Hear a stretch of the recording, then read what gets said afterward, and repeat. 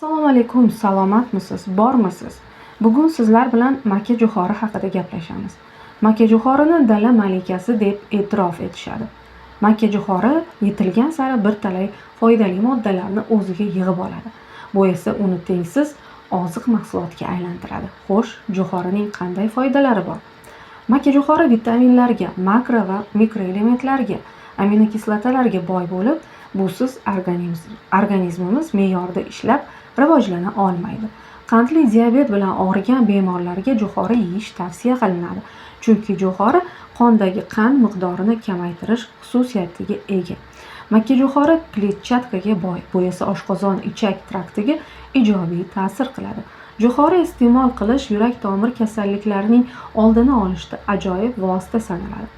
Jo'xori buyrak, jigar va oshqozon osti bezi kasalliklarida foydali sanaladi. Makka jo'xori tarkibida 4 dan 8% gacha qand, 12 dan 15% gacha kraxmal, 3% protein, 1% yog', shuningdek B1, B2 vitaminlari, kalsiy, kaliy, natriy, magniy, temir, alyuminiy, nikel, kobalt, bariy, brom, fosfor, xlor, mis, selen kabi moddalar, shuningdek qimmatli lizin va triptofan aminokislotalari bor.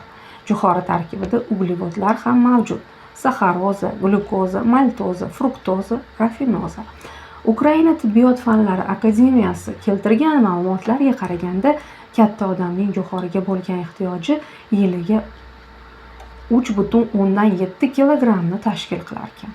Bir haftadagi ehtiyoji esa 0,3 kilogramm. Jo'xori qabziyat, ichki tishi, dizenteriya, anoreksiya, jigar kasalliklari, podagra, nefrit, yurak-tomir tizimi kasalliklari, semirish, tutqanoq, tushkunlik va boshqa asab hamda ruhiy kasalliklarda tavsiya etiladi. Jo'xori donlari ichakda g'ildirash va chirish jarayonini sekinlashtiradi. Shuning uchun uni enterokolitdagi parhezda yeb turish lozim deyiladi. Taomnomasida jo'xori bo'lgan hududlarda ateroskleroz va onkologik kasalliklar bilan og'rish kam uchrar ekan. Aterosklerozni davolashda jo'xori taomda har qanday shaklda iste'mol qilinadi. U hazm qilish jarayonini tartibga solib, boshqa oziq mahsulotlarning singishiga yordam beradi.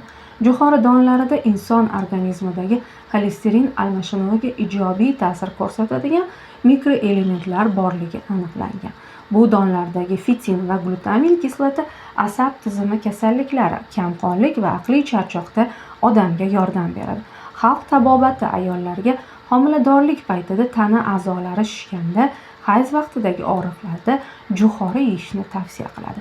Jo'xori organizmga umuman holdan toyganda ham ijobiy ta'sir ko'rsatadi. Sizchi azizim, jo'xorini yaxshi ko'rasizmi?